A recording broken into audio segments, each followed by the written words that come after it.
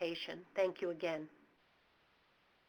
Thank you very much, and good afternoon, everyone. I am delighted to be here and look forward to your questions so that we can have a dialogue. And my goal is to really answer your questions and provide you with the information that will move you towards accreditation. So let me just start. First of all, thank you for that wonderful introduction. You have me blushing, but you can't see that, so that's probably a good thing. So why should you seek accreditation? This is really the who, what, where, why, how, and when that you all need to be thinking about and coming up with some answers. State, local, and tribal units are eligible to apply for accreditation. You need to be thinking about the advantages that accreditation will give to your agency and to your community, and we'll talk about some of those advantages a little bit later. And how will you use and your staff use what you've learned through the accreditation process. And it's a learning curve, and it's a great deal of information that at the end you sit back and you sort of say, aha, now I really get what accreditation is about. Accreditation takes place in your local community, at your health department, your main office, perhaps satellite sites, depending on where they are located. But basically it's your main office and where your majority of your staff are. There's a readiness checklist that helps you decide when you're ready to apply for accreditation. There's an initial checklist. There's a prerequisite checklist, process readiness checklist, and then an organizational readiness checklist. And all of this, that's one document, but there are many, many other resources that are available through FAB in order to prepare for accreditation and walk you through the process of accreditation. And how can you achieve accreditation? And that's one of the things that we'll be talking about today. Other health departments have responded that the reason they chose to apply for accreditation is because it focuses on common goals, identifying successes in your agency, it energizes the workforce, and it also provides for employee growth. What does it mean for a health department to be accredited? Well, it means that you've met national standards that have been developed by key public health people across the nation that have developed these standards and measures and really common ground across the entire nation. So it doesn't matter whether you're a city health department with 1 million people or a small agency with 3 staff.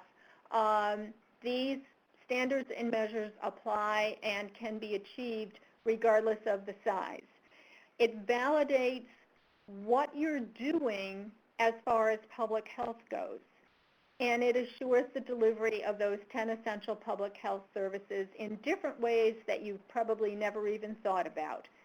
It also helps to increase your accountability, your credibility to the public, to funders, to elected officials, and to your partner organizations. Communities are really hearing a lot more about accreditation, not just in public health, but in other arenas as well. And now that public health is in the accreditation mode, they're looking to hear more about where their local health department really is. Accreditation measures many things. As I said, there are standards and there are measures, but what we're really looking for in terms of the standards and measures are your partnerships. How are they organized? What is your role in that partnership? Are you a leader or participant? Do you guide other people? Do they seek to have the health department at the table? What's the community's engagement? And that's different than your partners and stakeholders. So in other words, participants in the community, recipients of services, perhaps not just from the health department, but from other organizations in the community. How are they engaged in your community health improvement plan or your community health assessment? What input do they have? How did you seek their thoughts, their suggestions, their ideas? Quality improvement and performance management become part of your everyday vocabulary as you go through accreditation. We become much more cognizant of those measurable objectives, looking for outcomes. How did we get there, and what made us get to that particular point that we were looking to achieve.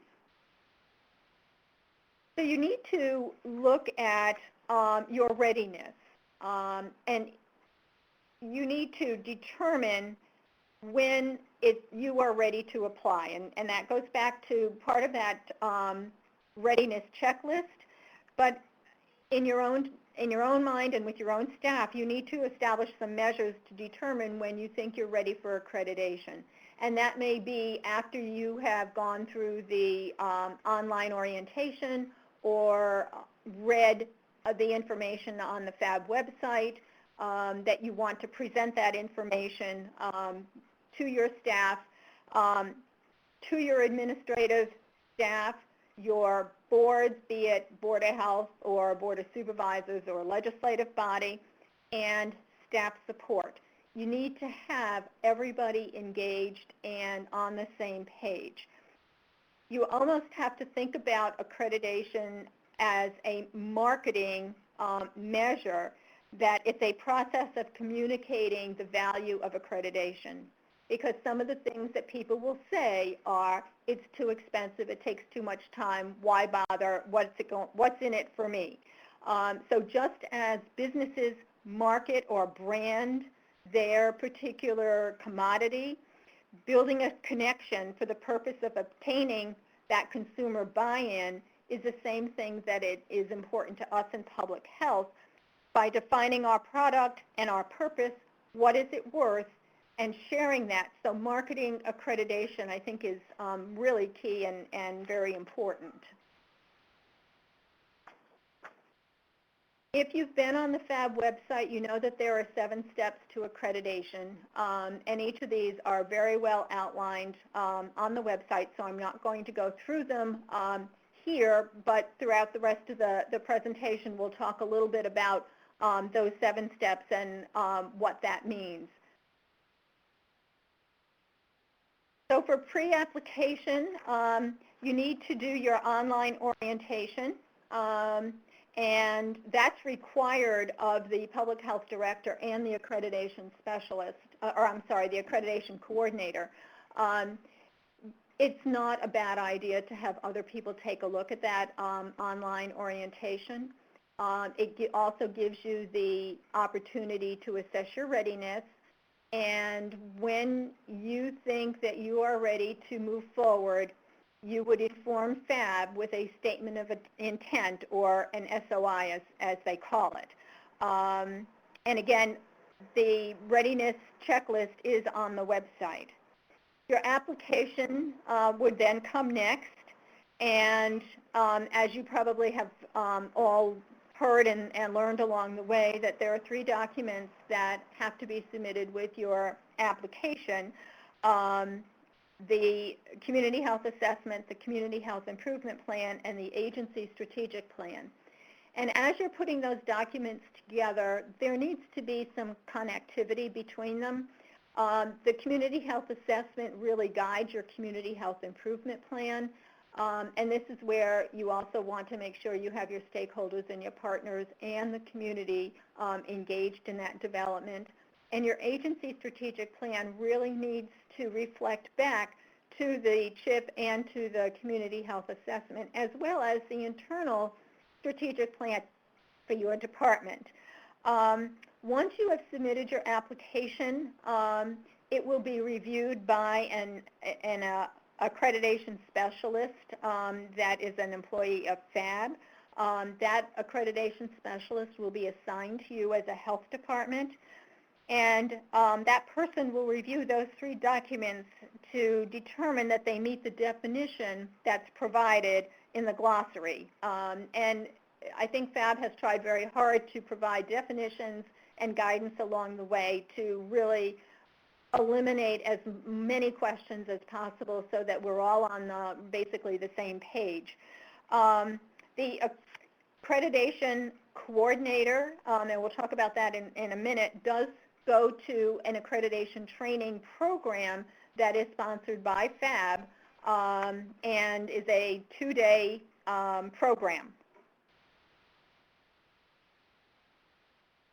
So to get organized, you need to, as I said, identify an accreditation coordinator. This is somebody who will lead the accreditation process. The accreditation coordinator cannot be the public health director. The public health director and the accreditation coordinator are basically joined at the hip throughout the process, and depending on how much leeway the public health director gives the accreditation coordinator, may or may not be at all the meetings together, but they work hand in hand, and the public health director is also invited to go to the training that the accreditation coordinator goes to. However, your fee that you pay pays for the accreditation coordinator's expenses, but only his or hers, does not pay for the public health director's cost to attend. So the first thing you need to think about within your own framework and your own agency is assembling an accreditation team. Who should be on that team? Is it your leaders in your department, your managers, your supervisors? You need to look at your titles and who really guides the health department in their work and provides that stability within the department and has an overall view of the work that the department is doing. Then the domains. There are 12 domains, and each domain needs to have a domain leader. So you have a choice here as to whether you ask for a volunteer or you appoint someone.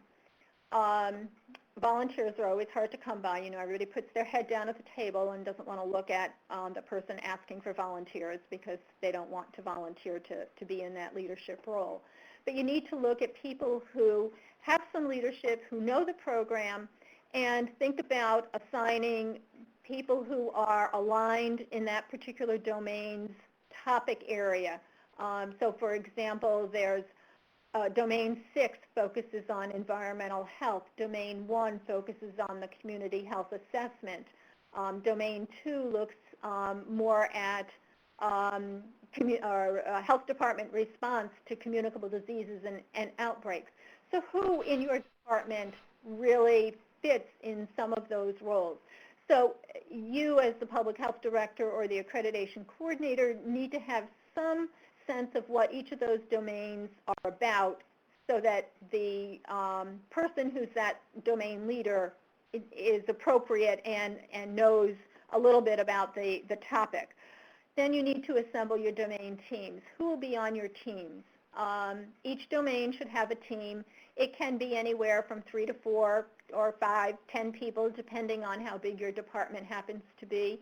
And oftentimes people are on more than one domain team because of their expertise, or if you have a particularly small department, then people do share that responsibility. And again, the same thing for your domain teams, looking at who has the expertise. You want a wide variety throughout the department. You don't want to just focus on one particular area. I could tell you one health department really had all the domain leaders and the domain teams made up of an environmental health staff group. And quite frankly, that didn't work because they didn't know about the other activities and programs in the department, and it was very difficult to manage to go through the domains and the standards and measures without having that expertise from the other experts within the department. Your process that you determine and decide with your accreditation coordinator, and again, I'm not sure who's on the call, whether you're public health directors or accreditation coordinators, or both. So I'm using those terms pretty interchangeably.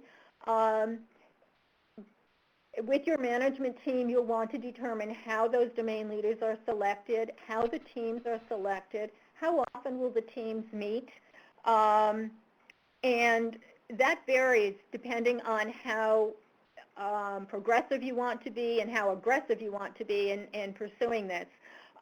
Some domain teams have been meeting weekly, others meet more on a monthly basis. And then how often will the entire accreditation team meet? And again, that goes from weekly to monthly. It depends on the focus and the emphasis that you've been putting on it. But it's helpful to have that in advance and to know. You can always readjust. But if people think that you're only going to meet once every 3 months, not a lot of progress is going to take place and not a lot of work will get done because everybody will wait till the day before the meeting and then do the work that needs to be done. So again, your strategy is to look for those domain teams. They are critical. Your domain leaders will be meeting with the public health director and the accreditation coordinator.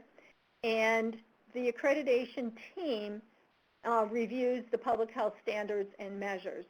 So what I'm saying here is that the domain teams really focus on the specific domains that they are assigned, and then the leader and or the domain teams and leaders will meet with the public health director and accreditation coordinator to review the documents that have been selected.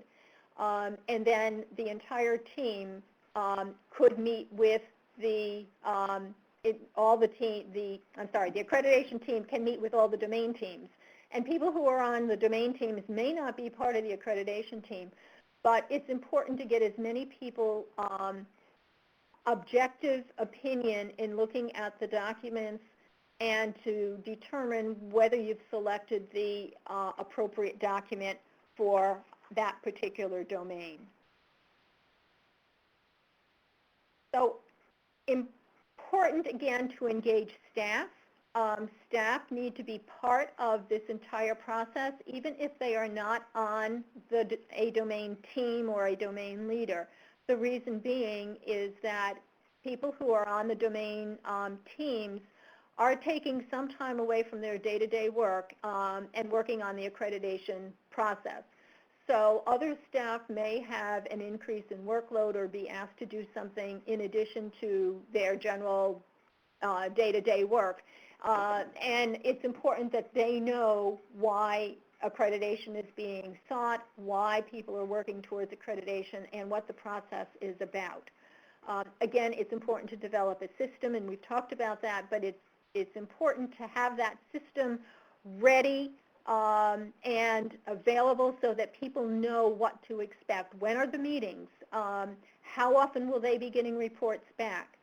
It's also important to develop a tracking system so that it gives the accreditation team and then a report back to staff what your accomplishments are and how much you're able to move forward, where some of the stumbling blocks may be so that people can look on the FAB site and really see where there might be a glitch.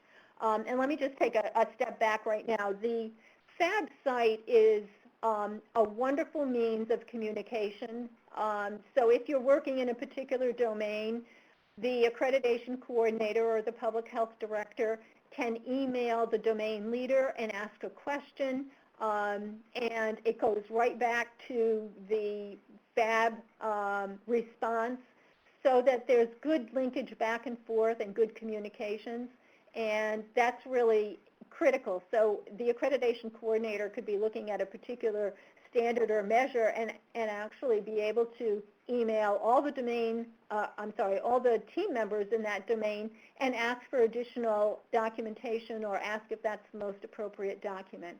So it's a great system, and it takes itself out of your county system for emailing. So the use of EFAB is really important. And this is a picture of Livingston County's progress report, if you will, and the accreditation coordinator and myself felt that at one point, we really needed to demonstrate to the staff and to the domain leaders and the accreditation team that we were making progress and that we weren't just meeting just to have meetings. And so we began tracking in the beginning of April, and it really says close of business and the particular date. And there are 12 domains, 32 standards, and 97 measures. And so we based the chart on the 97 measures. So we did a percentage of how many of those 97 measures we had already said, yes, we're done with it, we've completed it to the best of our satisfaction, and then put a percentage there so that we could really monitor the progress and staff could see the progress as well. So your approach to each domain is you really need to read those requirements very, very carefully. They tell you exactly what they want to have. You need to select the document to meet that requirement. All the documents must be dated, and the date has to be within basically 2 years. Some documents are 5 years, but most documents are 2 years, and they have to be dated before you push the button, before you say to FAB, yes, we're done, everything's uploaded. How much to upload or not upload, that really requires a joint discussion between the public health director, the accreditation coordinator, and perhaps your accreditation team. First, you must answer the requirement. If it asks for 2 examples, 3 is not better. 3 means the third one's not going to get read by the site team. It only means that the 2 will. So make sure your first 2 are what you really want them to read. And the site team really doesn't want to read excess documents. For example, uploading a 200-page personnel policy, they're not going to read the personnel policy. What you need to do is select examples from the personnel policy and make it available if they want to reference it, but they're not going to go through it word by word, page by page. There's an opportunity with each document to explain why you chose that document. And my suggestion is to utilize that tool to be succinct in your explanation, explaining why that particular document meets that particular measure. It makes it clearer for the reviewer, and also you can identify a page or a section in the document. So for example, if you are uploading a 200-page document, highlight that page 17 through 25 meets this particular measure, or highlight a particular area in that meeting minutes that reflect what that particular standard is looking for. It saves the site team visitor a great deal of time and frustration in trying to find what it is that you're trying to say meets that criteria, and they're searching and searching for it.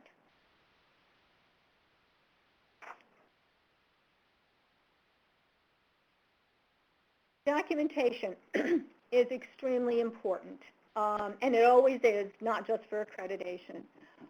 Again, all documents must be within the time frame, within 2 years or 5 years, prior to the date of pushing the button. Those are critical things to really keep in mind. Your meeting minutes must be dated. It's really important to list the people who are at that meeting and their affiliation. So if it's an internal meeting with department staff, you don't need to say from environmental health or the nursing staff or communicable disease. But if you're meeting with the community and you have school representation, American Cancer, American Lung, hospital, whoever it may be sure to put their affiliation there. You can do it as a last page or in the very beginning, but it really is very helpful. Again, the reviewers are looking for that community participation.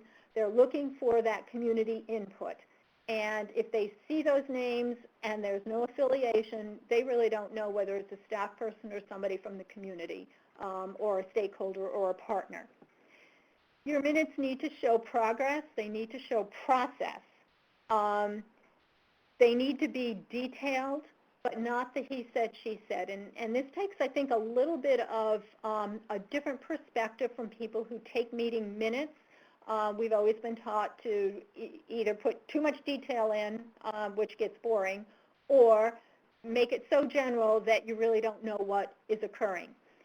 So if you are, for example, providing a presentation at a meeting, saying that a presentation was done is nice, but attaching that presentation to those meeting minutes is really important, because then there's a connection there and the reviewer can see that you went to the Board of Health meeting and you presented the chip, and here's the chip, so that they see that there's a connection. And if there was a discussion, that's important to also at least capture. Doesn't have to be word for word. The document, let me go back here. I want to go back to the presentations. The presentation has to have whoever's presenting, the name of the person, their title, the date, and who the presentation is made to.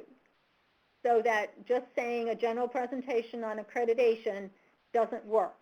If you say accreditation was provided on August 19th by Joan Ellison to the Board of Health, that works. Then we know that what was done, what the topic was, who did it, and when they did it, and to whom they did it to. The documents that you upload for the different domains also need to be from different program areas to capture the essence of what you're doing in your department. Oftentimes, I think we find 1, 2, 3, maybe 5 different program areas that we feel we've excelled in, and we use those examples over and over again, which is great. But be sure those examples are varied. If you're uploading the same 2 program areas and 2 documents for the majority of the domains, I can guarantee the site team is going to come back and ask you for another example. They want to see, are there other things that you're doing besides those couple of programs that, as good as they are, that there are other things that the health department is focusing on.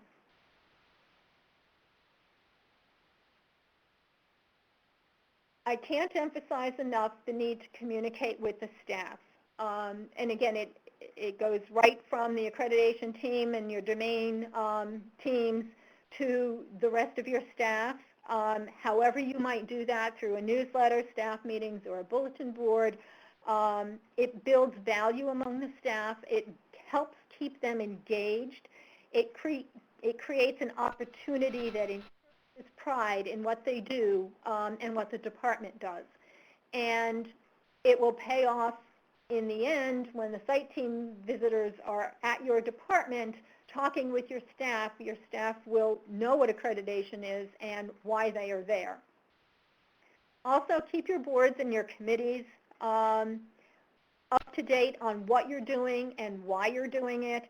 Communicate the same thing with your stakeholders and partners. And this is important for a couple of reasons. One, they should know that you're in the accreditation process to begin with, and certainly your boards should have given you a letter of support and be on board with you to do this. But when the site team comes to your health department, they will be meeting with your stakeholders and partners and with your governance body.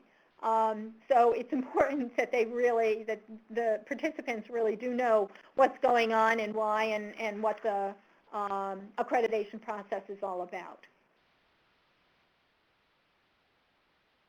So, are you ready to push the button or not yet?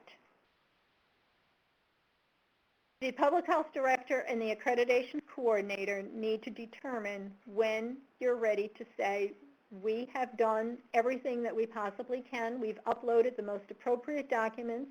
They're all dated. They all have a heading. They're all interconnected and linked, and the most appropriate documents that we have. My suggestion is that you review those documents with the domain teams. And this becomes one of those tedious tasks because it appears that you're reviewing the same document over and over and over again to make sure that it meets the criteria. But that's what's really critical. If you've uploaded a document that doesn't meet the measure, then it's not going to be helpful to the site team when they come and they're reviewing the documents to know why you selected that particular document.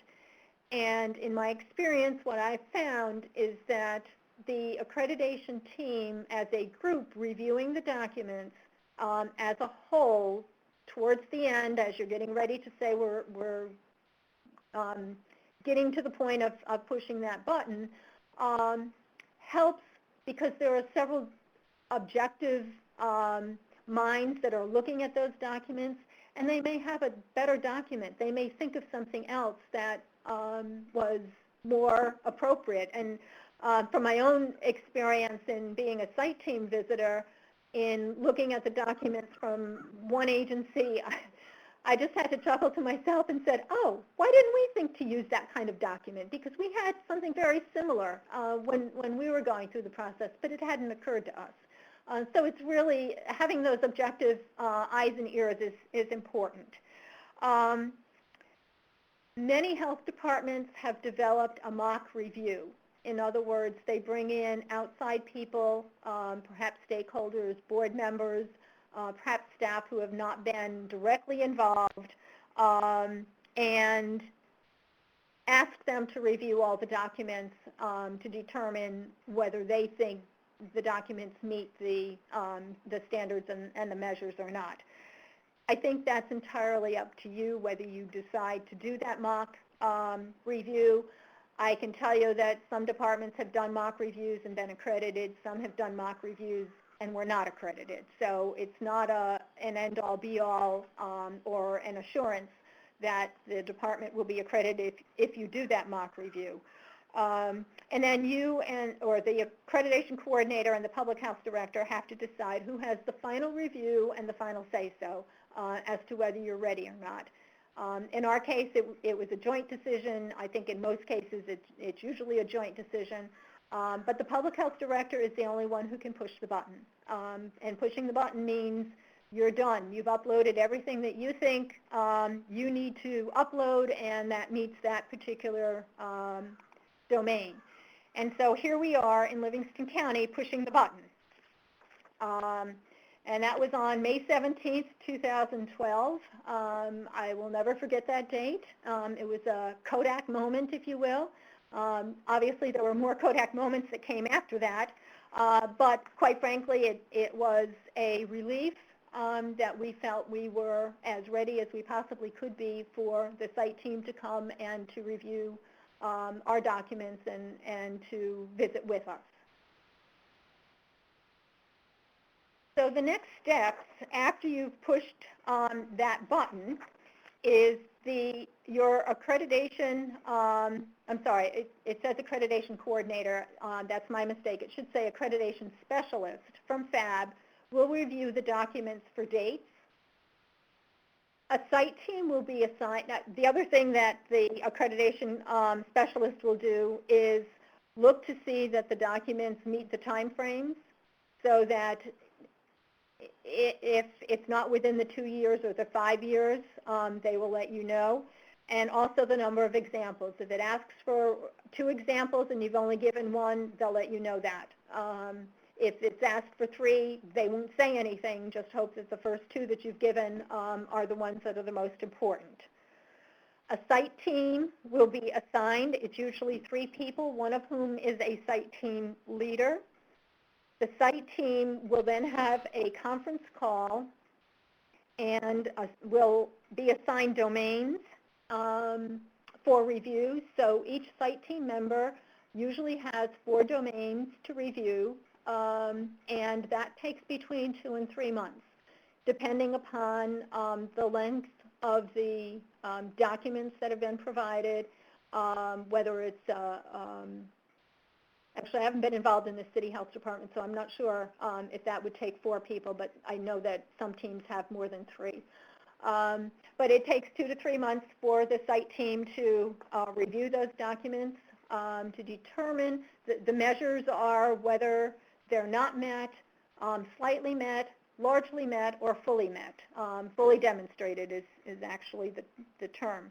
And during that period, the site team will provide some dates to the health department. so that a site team visit can be scheduled. And while the site team is reviewing the documents, they will be looking to ask for additional clarification or documents. So this is the time where the site team visitor may say, do you have another example that demonstrates this measure? That will come to you about 3 weeks before the site team visit actually takes place. You will have the opportunity to provide clarification or an additional document, and then the site team gets to review that prior to the site team visit. But again, if there's more documents that are asked for, it must be within the date of submission, and you're not allowed to do overdues, so you can't redo a whole domain or a whole measure, only what the site team visitor may ask you for. So in preparing for your site team visit, it's really important to ask your information technology department to become involved, because the site team will need access to the internet in order to access the FAB website. They will also need meeting rooms. What they prefer is one general room where everybody meets, because there are meetings with the accreditation team and the governing body and the community and stakeholders. And they'll be meeting with the accreditation team.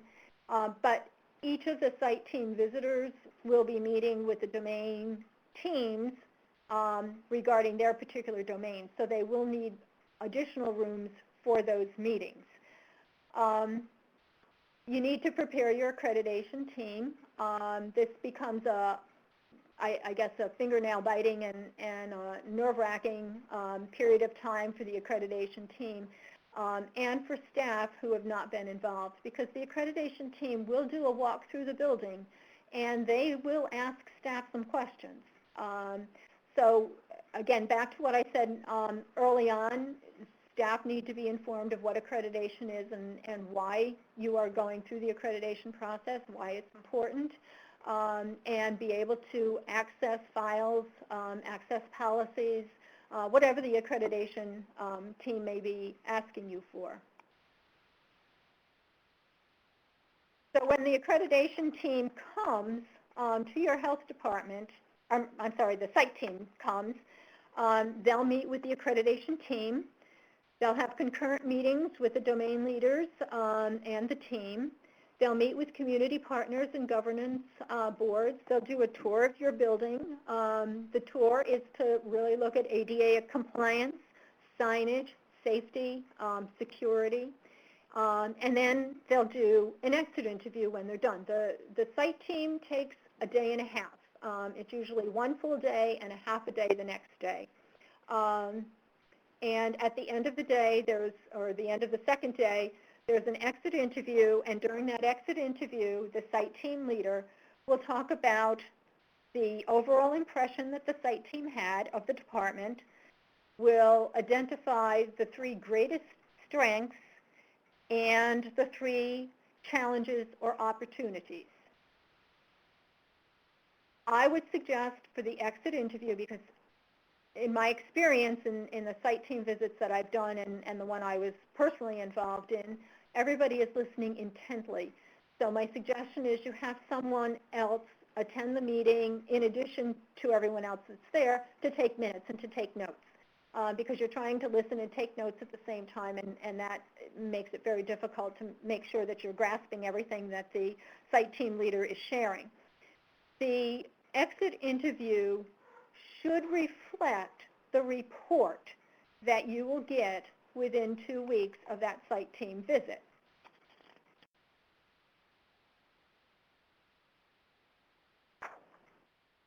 Okay. Sorry, Joan, that's not you. I'm not sure why that graphic didn't show up. Okay. All right, well, let me just talk about this graphic then.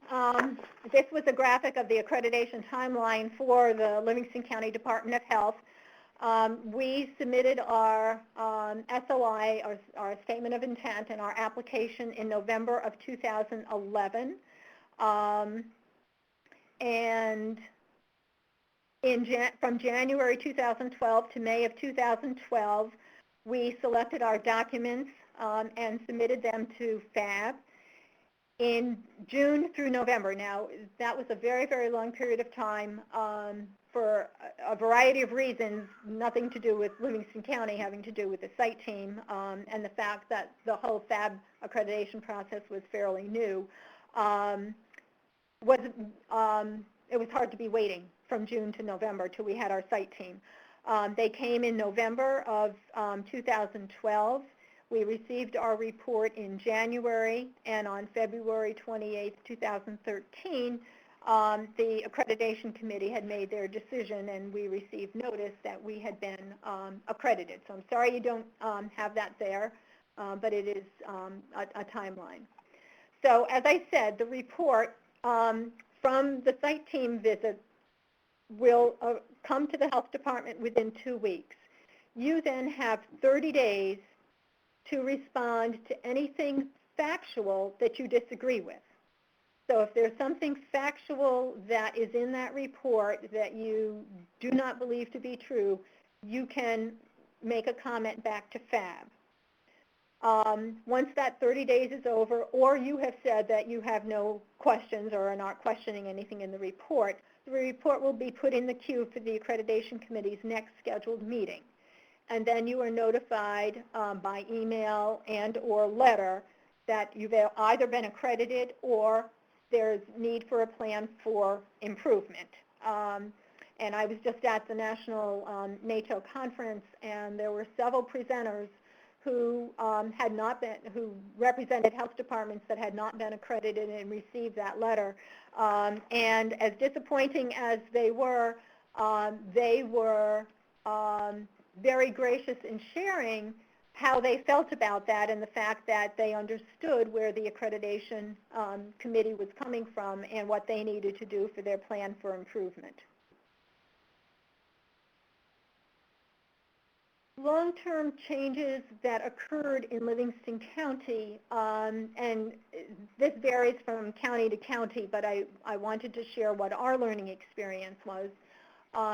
Right off at the very beginning, we changed how we took meeting minutes, starting not only with attendance and the date, but also what the topic that was discussed, what the outcome was, and if there was follow-up, who was responsible for the follow-up, and the date that there would be a report on that follow-up. So it really showed process. It showed that discussion took place, issue was identified, who was going to address that issue, and when we could expect that that would be resolved or brought back to the committee. How we documented our meeting minutes, oftentimes we took our meeting minute notes just on, regular notepad paper in pencil and put it in a folder. Not good enough for accreditation. Again, they don't necessarily have to be typed, although that's much easier to read and to upload. But the date, the name of the health department, the name of the committee that's meeting or the board that's meeting, and the participants and their affiliations. The process for decisions. How did you get from point A to point B? How did you come to conclude that these are the 3 health improvement priorities for your particular county? Did you use dots? Did you use consensus? How did that process take place? Performance management becomes something that you just do on a day-to-day basis. And I think 3-4 years ago, many of us didn't really have a clue what performance management was about or what quality improvement was. We all knew about measurable objectives and what we needed to do, but in terms of accreditation, performance management and quality improvement now are interwoven into day-to-day conversations, and they're just what we normally do. The benefits for accreditation, and this is general, this is not specific to Livingston County, but it's based on Livingston County and other health departments that have been accredited. It provides, the process provides for measurable feedback.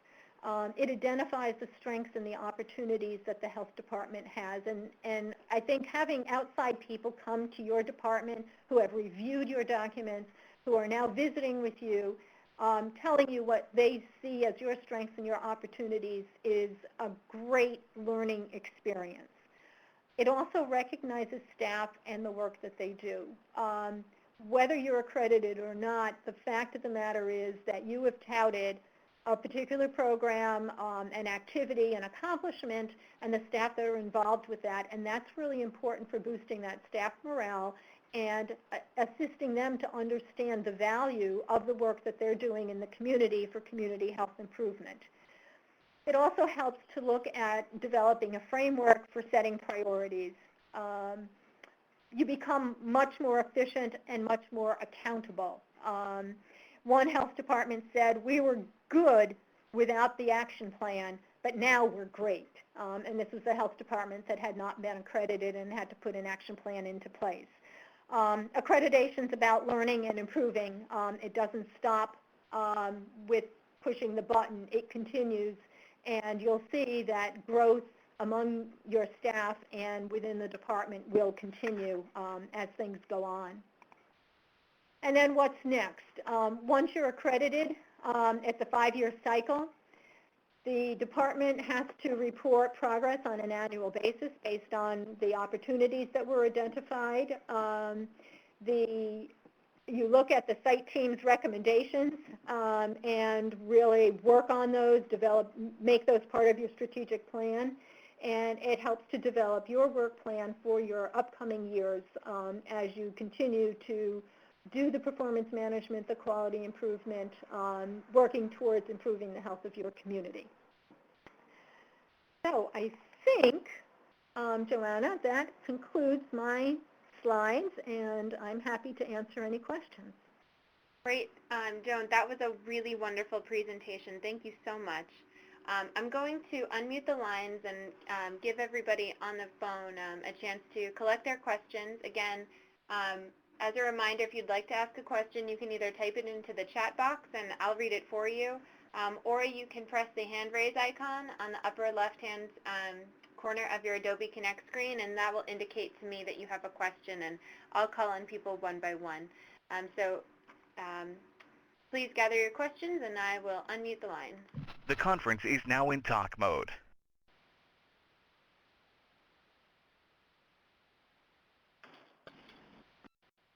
Joan, this is Marita again. I also want to thank you. That was such a clear presentation, and I learned a lot from you. Thank you. Thank you very much. My pleasure. Again, to ask a question, you can just press the hand raise icon on the upper left-hand side of your screen. It's a little body with its hand raised.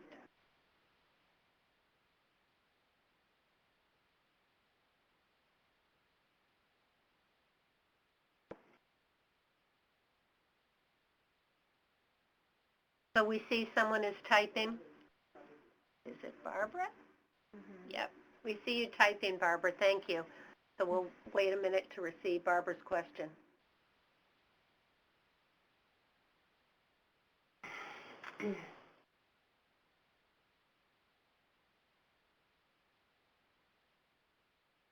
Barbara, would you rather just ask it over the, here it is. Okay, so question from Barbara Alardi from Putnam County Department of Health. After the site visit, were you madly uploading documents, or were you able to do it as the day went on? The site visit, first of all, once you've uploaded the documents, it's locked and you're not able to upload any more documents. At the site visit, if the site visit team asks for additional documents, they will, actually the accreditation specialist will unlock that particular measure, and it will be very specific what the site team visitor is asking for, and you have the opportunity to upload a document at that particular time. It must be uploaded before the exit interview. So it's a very short period of time. There's not a lot of, what do I want to say? You're not uploading documents all day long. It is rare that there's probably more than 5 to 7 documents that are asked for during the site team visit. Barbara, I see you also have your hand raised. If you have a follow-up question, you can go ahead, unmute your line, and ask it. Hi, Joan. It's Barbara Lardy. I have Erin Ray Pasquardi with me and Kathy. We were I mistyped and was really talking about during the site visit. Did you have to madly go along and do that if they noticed something? I'm clear now what you said. Erin, what was your other question? We had one other question. What in the world did you do about the draft documents that we received from the state that are covered in the word draft? Because you can't upload anything that's in draft format, but we don't control what the state gives us.